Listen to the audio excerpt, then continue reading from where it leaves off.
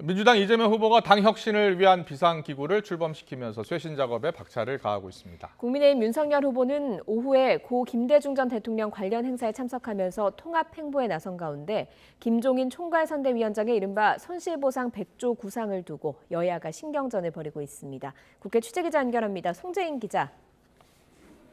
네, 국회입니다. 네, 먼저 오늘 출범한 민주당 혁신기구 이재명 후보가 추진하는 쇄신책의 일환이라고요? 네, 그렇습니다. 민주당 이재명 후보는 오늘 당 혁신을 위한 비상기구 정당혁신추진위원회를 출범시키면서 쇄신에 박차를 가했습니다. 이 자리에서 이 후보는 또 한 번 내부 자성을 촉구했는데 직접 들어보겠습니다. 더불어민주당이 우리 국민들의 기대치에 미치지 못한 것이 지금 현실이다라는 점을 인정하지 않을 수 없습니다. 자주 말씀드린 것처럼 깊이 성찰하고 또 반성하고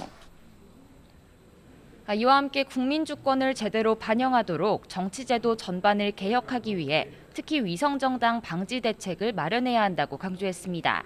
이런 가운데 정치평론가로서 은퇴를 선언했던 유시민 전 이사장이 오늘 라디오 방송에 나서면서 이 후보 외곽 지원에 나섰습니다. 유 전 이사장은 특히 이 후보가 조국 전 장관과 관련해 거듭 사과한 데 대해 그 정도 얘기도 하지 못하면 대통령 후보라 할 수 없다고 힘을 실었습니다. 국민의힘 윤석열 후보는 오늘 통합 행보를 이어가고 있죠. 네, 그렇습니다. 윤석열 후보는 고 김대중 전 대통령 노벨 평화상 수상 기념식에 참석해 통합정신 계승을 다짐했습니다. 민주화와 대북 정책 등 업적을 언급하면서 특히 김 전 대통령은 어떤 정치 보복도 하지 않고 국민 통합을 이뤄냈다고 강조했는데 들어보겠습니다. 김대중 대통령님의 국정 철학과 업적을 되새기면서 앞으로 더욱 발전시켜 우리나라를 공정과 상식의 기반 위에 국민들이 희망을 가지고 이 자리에는 이재명 후보도 나란히 참석하면서 양당 후보는 가벼운 농담을 주고받기도 했습니다. 이런 가운데 국민의힘에선 노재승 공동선대위원장의 과거 극우 성향 발언 논란에 따른 여파가 계속되고 있습니다.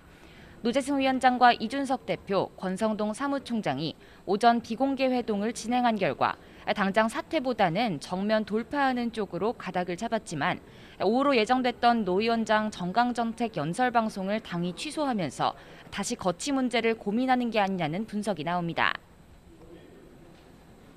네, 그리고 가파르게 지금 늘고 있죠. 코로나19 확산세. 여야가 나란히 대규모 지원 구상을 밝히고 있습니다. 그런데 김종인 위원장이 제시한 손실보상 100조 원을 두고서 여야가 신경전을 벌이고 있다고요? 네, 먼저 국민의힘 김종인 총괄선대위원장이 집권 시 손실보상 100조 투입을 제안한 데 대해 민주당 송영길 대표가 양당 지도부가 당장 만나 협상에 들어가자고 압박에 나섰죠. 하지만 김 위원장이 집권 뒤 추진할 정책일 뿐 여야 협상의 대상이 아니라며 회동을 거부하면서 코로나19 재정 지원 대책에 대한 여야 협상의 기미는 좀처럼 보이지 않고 있습니다. 이에 민주당 이재명 후보도 동참해 압박에 나섰습니다. 조금 전 국회에서 긴급 기자회견을 열고 집권 뒤 지원할 거라면 당장 하지 못할 이유가 뭐냐며 표를 찍어주지 않으면 지원하지 않겠다고 위협하려는 의도냐고 강하게 비판했습니다. 이어 윤석열 후보를 향해 김종인 위원장 뒤에 숨지 말고 당장 손실보상 협상에 나서자고 압박했는데요. 결국 현재로선 여야 간 코로나19 지원을 위한 재정 투입 논의는 뚜렷이 진행되지 않고 신경전만 오가는 모습입니다.